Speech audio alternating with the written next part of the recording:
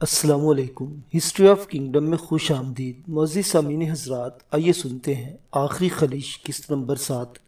زرکسیز کا اندازہ بالکل درست تھا۔ یونان میں ایلچوں کی آمد کے بعد ایک کھلبلی مچ چکی تھی۔ ان کے اندرونی حالات تو پہلے ہی خراب تھے۔ ریاستوں کا باہمی نفاق اور خانہ جنگی نما صورتحال نے ملکی نظام کو کھوکھلا کر رکھا تھا۔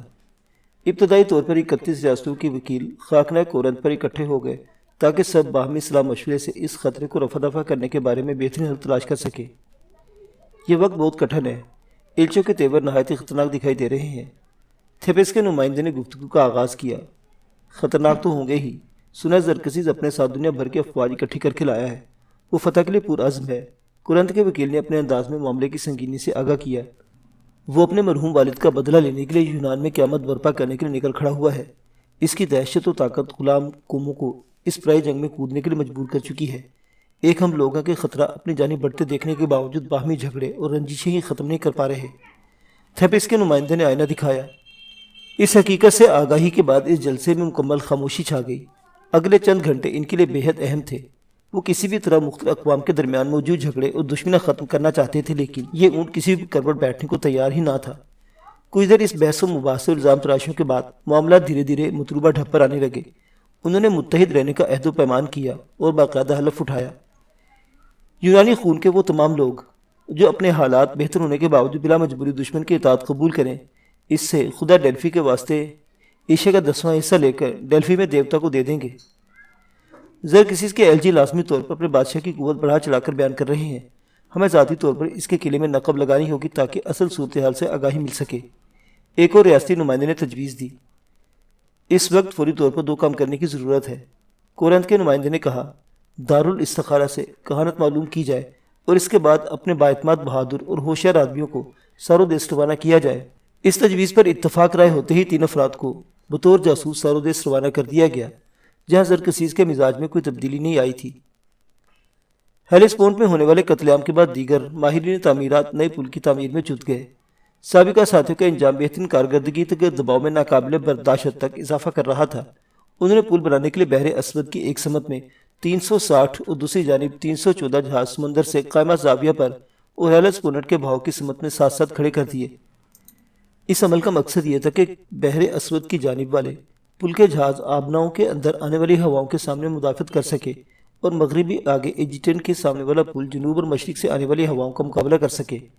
جہازوں کی قطاروں میں بھی کم از کم 3 جہازوں کا فاصلہ رکھا گیا تاکہ بحر اسود سے آنے والے یا اس میں جانے والا کوئی بھی ہلکا جہاز بآسانی گزر سکے۔ یہ کام مکمل ہو جانے کے بعد لکڑی کے لنگر چرخوں کی مدد سے رسوں کو تانا گیا۔ اس مرتبہ پیپرس اور سن علیحدہ علیحدہ استعمال کرنے کے بجائے ہر پل کے 6 رسوں میں سے 2 سن اور 4 پیپرس کے بنائے گئے۔ دونوں رسوں کی موٹائی اور معیار یکساں تھا، لیکن سن کے رسے ایک ٹیلنٹ فی کیوبٹ سے زیادہ بھاری ثابت ہوئے۔ آبنائے پر پل مکمل ہونے کے بعد درختوں کے تنوں کو پھٹوں کی شکل دے کر پل کی چوڑائی کے متوازی کاٹے کے اور مضبوط رسیوں کے ساتھ ایک بار پھر جوڑ دیا گیا۔ جھاڑیوں پر مٹی ڈالنے کے بعد اسے اچھی طرح کوٹ کر ٹھوس بنا دیا گیا۔ اختتامی مراحل میں ایک راہداری کے دونوں طرف اس قدر بلند دیواریں بنائی گئی کہ گھوڑے اور باربرداری کے دیگر جانور نیچے پانی دیکھ کر خوفزدہ نہ ہو جائیں۔ ہیلیسپونٹ کے اہم ترین مقام پر پل کی تعمیر اور اپنے دیرینہ خواب کی تکمیل میں سرشار زرکسیز کی ان کیفیت میں جوار بھاٹا اس وقت پیدا ہوا جب ماردونس ایک اہم ترین خبر لے کر اس کے پاس چلا آیا۔ بحری سپاہ سالاروں نے ایک بہت بڑی کامیابی حاصل کی ہے میرے آقا۔ 3 یونانی جاسوس ہمارے لشکر میں مخبری کرنے کی ناپاک کوشش کرنے آئے تھے۔ انہیں بحری قانون کے مطابق سزائے موت دے دی گئی ہے۔ اس سزا سے ہمیں کیا فائدہ ہوگا؟ زرکسیز نے سنجیدگی سے پوچھا۔ دشمن آئندہ ہماری صفوں میں گھسنے کی کوشش نہیں کرے گا، ماردونس نے بلا تامل جواب دیا۔ میں تمہاری بات سے متفق نہیں۔ جنگ کا اصل مزہ تو تبھی ہے کہ دشمن پہلے ہی ہماری طاقت اور عظمت کے خوف میں مبتلا ہو کر اپنا اعتماد کھو چکا ہو۔ فارسی لشکر کی دہشت میدان جنگ میں آمد سے پہلے ہی اس کے جسم پر لرزہ طاری ہو جائے۔ وہ کینہ توزی سے مسکرایا۔ اب ہمارے لیے کیا حکم ہے بادشاہ معظم؟ ان تینوں سے یونان کی بابت کوئی سوال نہیں پوچھا جائے گا۔ دشمن کو ہرگز یہ تاثر نہیں دینا کہ ہم اس کے بارے میں معلومات حاصل کرنے کے لیے مچل رہے ہیں۔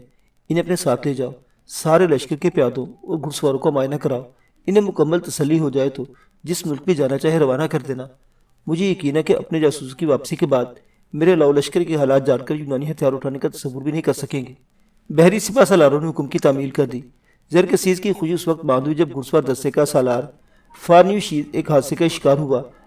ایک کتا بھاگتے ہوئے اس کے گھوڑے کے قدموں تلے آیا اور بہت عبرتناک انداز میں روندا گیا۔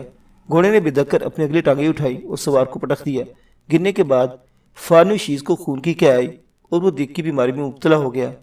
فارنوشیز بادشاہ کے پسندیدہ مصابین میں شمار ہوتا تھا۔ بادشاہ کا حکم اور فارنوشیز کی خواہش کے انجام ملتے ہی ملازمین گھوڑوں کو اسی جگہ پر لے گئے جہاں اس نے اپنے سوار کو گرایا تھا۔ گھوڑے کی چاروں ٹانگوں کو بہت صفاقی سے کاٹ دیا گیا۔ بادشاہ کے مزاج میں یہ کثافت لشکر میں بھی اسرا سیمگی پیدا کرنے لگی۔ یہ صورتحال زیادہ عرصے تک برقرار نہ رہ سکی۔ کچھ ہی عرصے بعد زرکسیس کو پل کی تعمیر مکمل ہو جانے کی نوید دے دی گئی۔ اس کا سر غرور سے مزید تن گیا۔ آنکھوں کی چمک ستاروں اور زبان کی تندی انگاروں کو بھی ماند کرنے لگی۔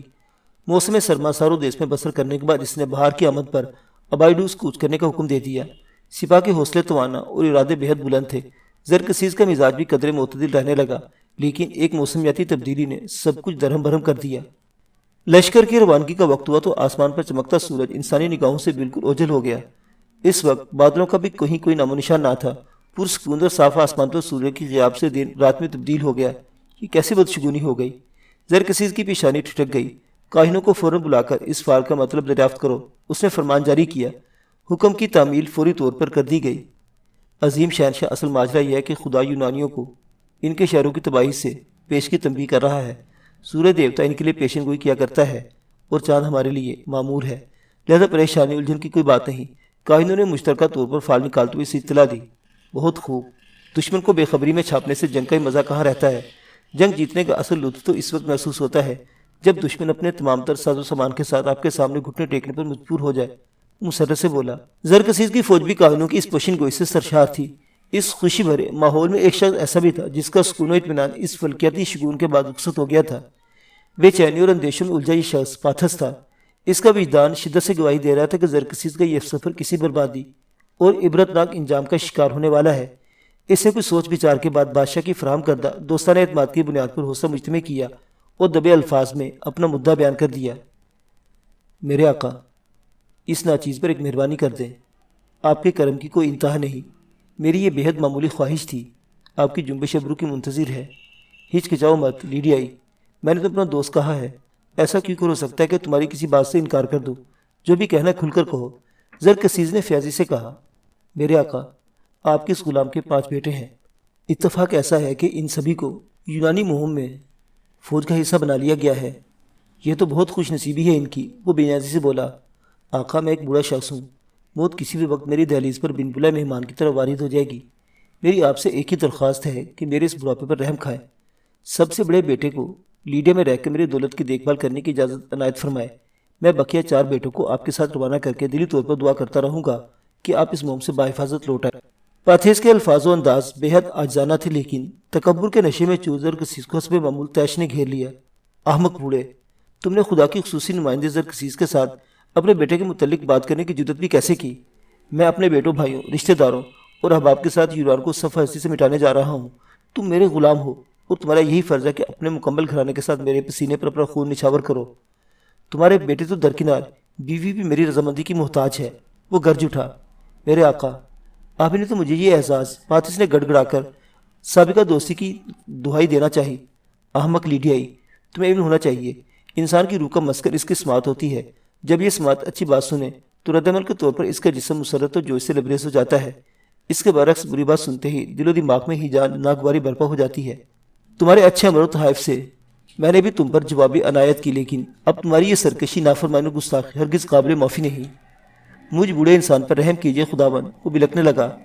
رحم ہی تو کر رہا ہوں، زرکسیس نے زہریلے انداز میں کہا۔ تم اور تمہارے 4 بیٹے تو محفوظ رہیں گے، لیکن جس اولاد کو تم نے اپنے فرائض پر ترجیح دی، اسے زندہ رہنے کا کوئی حق نہیں۔ رحم کیجیے شہنشاہ، میرے بڑھاپے پر ترس کھائیں۔ پاتھیس گڑگڑاتے اس کے قدموں میں گر گیا۔ زرکسیس نے ٹھوکر رسید کر اسے پیچھے ہٹایا اور تنفر سے بولا۔ اس لیڈیائی کے سب سے بڑے بیٹے کو ڈھونڈ کر اس کے جسم کو 2 ٹکڑوں میں کاٹ دو۔ ان حصوں کو عظیم شاہراہ کے دائیں اور بائیں سمت میں سے لٹکا دو کہ فوج ان کے درمیان سے گزرے۔ زرکسیس کی اس سربریت پر پاتھیس کی حالت غیر ہونے لگی۔ وہ مچل مچل کر دہائیاں دیتا رہا، لیکن فارسی بادشاہ کے حکم کی تعمیل کر دی گئی۔ لاش کی اس بے حرمتی کے بعد باربردار جانوروں اور پھر مختلف اقوام کا متفرق گروہ بھی بلا تعطل ان ٹکڑوں کے درمیان سے گزرتے چلے گئے۔ ان دستوں کے بعد قدرے فاصلے سے زرکسیس کا قافلہ روا دوا تھا۔ اس درمیانی فاصلے میں 1000 فارسی گھڑ سوار اور 1000 بہترین نیزہ برداروں کا گروہ شامل تھا۔ بادشاہ کے احترام میں طلائی اناروں پر مشتمل نیسوں کا رخ زمین کی طرف رکھا گیا تھا۔ ان کے بعد 10 مقدس گھوڑے نسیان عازم سفر تھے۔ ان کے عقب میں زیوس کا مقدس رتھ تھا جسے 8 دودھیا رنگت کے گھوڑے کھینچ رہے تھے۔ ان کی لگامیں رتھبانوں کے ہاتھوں میں تھی۔ زرکسیس کے رتھ میں بھی نسیان گھوڑے ہی جتے تھے اور ایک فارسی رتھبان اتی رام موئز اس کے پہلو میں نہایت عاجزی سے کھڑا تھا۔ ساردیس روانہ ہونے کے بعد زرکسیس کی شان و شوکت کا نظارہ ہی الگ تھا۔ اس کے وجود میں الوہیت کا آسیب لمحہ بہ لمحہ بڑھتا چلا جا رہا تھا۔ وہ دیوتاؤں کی سی شان لیے گاہے بگاہے اپنے رتھ سے اتر کر ادھر ادھر چہل قدمی کرنے لگتا۔ اس کے عقب میں 1000 بہادر ترین فارسی نیزہ برداروں کا دستہ نیزوں کی نوک آسمان کی طرف بلند کیے محو سفر تھا۔ 10,000 لافانی پیادوں میں سے 1000 افراد نے ایسے نیزے اٹھا رکھے تھے جن کی نچلی جانب نوکوں کے بجائے طلائی انار نصب تھے۔ بقیہ 9000 کے نیزوں میں چاندی کے انار استعمال کیے گئے تھے۔ زرکسیس کے انتہائی عقب میں چلنے والے فارسیوں کے نیزے پر طلائی سیب تھے۔ 10,000 پیادوں کے پیچھے فارسی گھڑ سواروں کا 10,000 دستہ بھی ہیبتناک نظارہ تھا۔ باقی فوج قدرے فاصلے پر متفرق ہجوم کی صورت میں سفر کی منزلیں طے کر رہی تھی۔ لیڈیا سے نکلنے کے بعد فوج کا رخ دریا لائکس اور سرزمین معیشہ کی جانب ہو گیا۔ اس سفر کے دوران کوہ ایڈا کے دامن میں گرج چمک کے ساتھ آنے والی تیز آندھی نے فارسیوں کو جانی نقصان بھی پہنچایا۔ معزز سامعین حضرات، یہ داستان ابھی جاری ہے، بقیہ واقعات اگلی قسط میں۔ اللہ حافظ۔